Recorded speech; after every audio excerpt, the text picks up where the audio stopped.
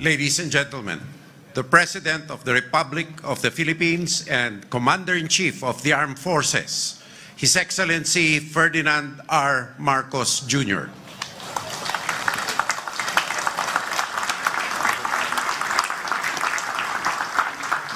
Before we begin, Troop Commander, you will give the command of Tikas Pahinga.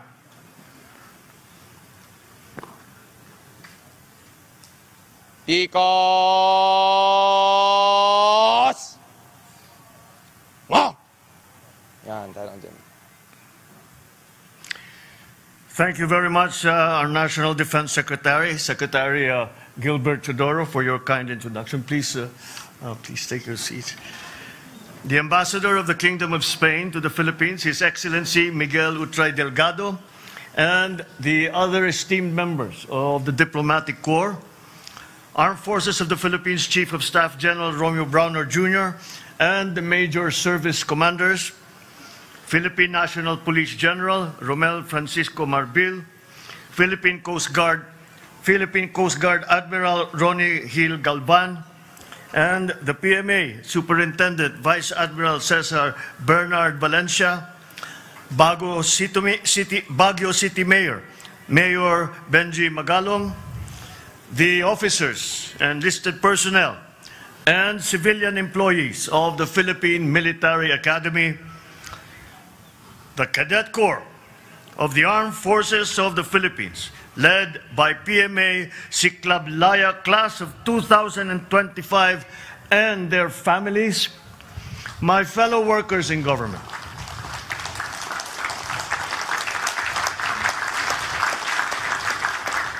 My fellow workers in government, other distinguished guests, ladies and gentlemen, good morning.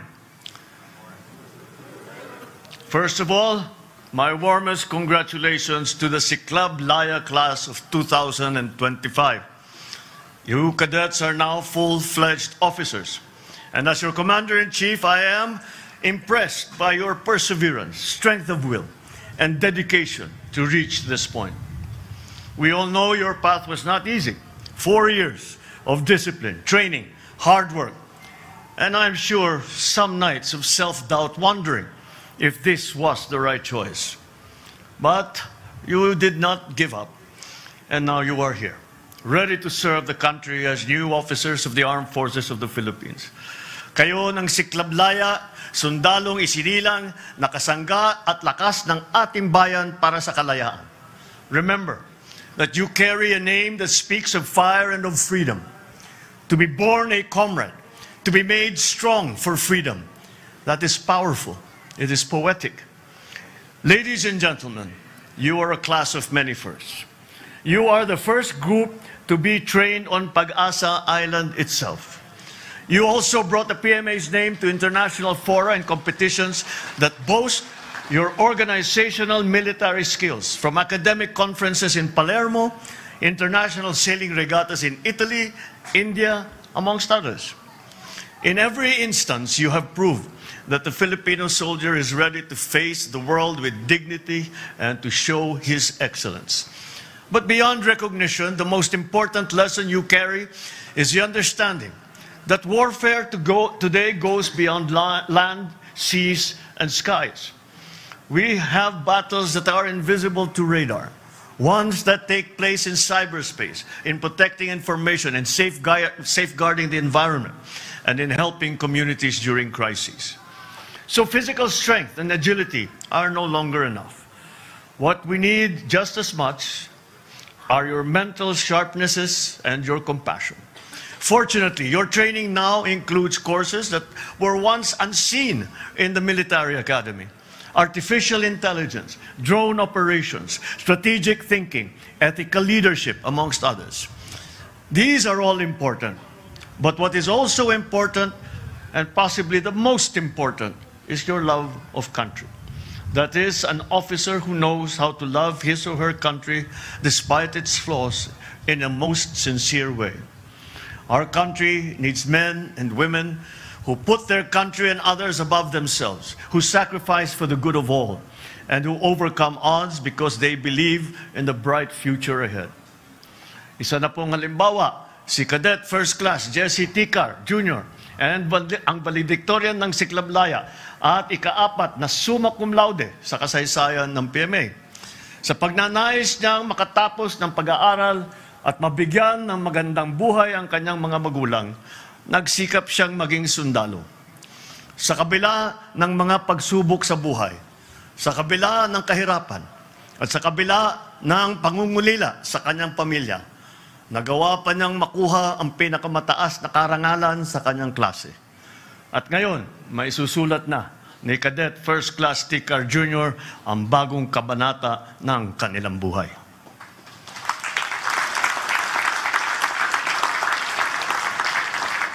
Nais ko ring pasalamatan at batiin ang inyong mga magulang. Alam kong may panlinlangan sa kanilang puso, ngunit pinili nilang ibahagi kayo sa ating bayan at suportahan ang inyong mga pangarap. It is also noteworthy the fact that 266 graduates today, of that 266, 54 are women. Ang mga kababaihang kadete ng PMA ang patunay na ang tapang, talino at galing ay hindi nakaayon sa kasarian. Naway dumami pa ang mga kababaihang sasali sa hanay ng kasundaluhan. Naway magsilbi kayong inspirasyon sa bawat batang babae na nangangarap na magkaroon ng mahalagang papel sa ating bansa. Let us not forget, of course, those who quietly supported and waited outside the battlefields, the parents, the siblings, spouses, the children, the grandparents, and the friends of our graduates. If the child is strong, upright, patriotic, then of course it is because their family and loved ones are so. Ganun po kayo. Sigurado po ako na kayo ang unang nagsanay sa kanilang mga disiplina, mula sa paghuhugas ng pinggan hanggang sa pagtupi ng kumot. Kung tutusin, siguro bago pa kayo sumabak dito sa PMA, dumaan na kayo sa mas mahigpit at mas mahirap na bootcamp ni nanay at tatay sa bahay. You push them to go further, even in the most difficult moments. You understood that even when they had to cut off contact for weeks or months, you endured the distance and the lulling. In fact, with every award and medal that we give today, there is a corresponding sacrifice from you. Kaya sa inyo rin po ito, saludo rin po ako sa inyo.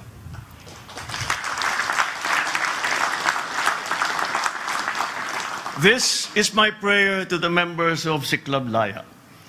Wherever your duty may take you, may it be in the mountains, in the seas, or communities, serve with dignity, serve with honor, serve with love. And I hope that when you are at your lowest, you will remember that you have your fellow Filipinos who are praying for you and are supporting you and are behind you.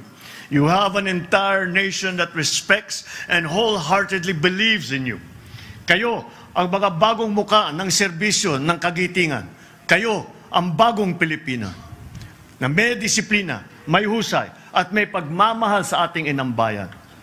Muli, sa class of 2025, congratulations at maraming salamat sa pagpili ninyong maninilbihan. Ito ay panata sa bandila, sa bayan, at sa taong bayan. Lastly, in the grand tradition of all commencement exercises of graduating classes of the Philippine Military Academy, I will sign before you the pardon of punishment in observance of the time-honored tradition on this very important day. Mabuhay ang Siklablaya, mabuhay ang Philippine Military Academy, mabuhay ang bagong Pilipinas. I don't have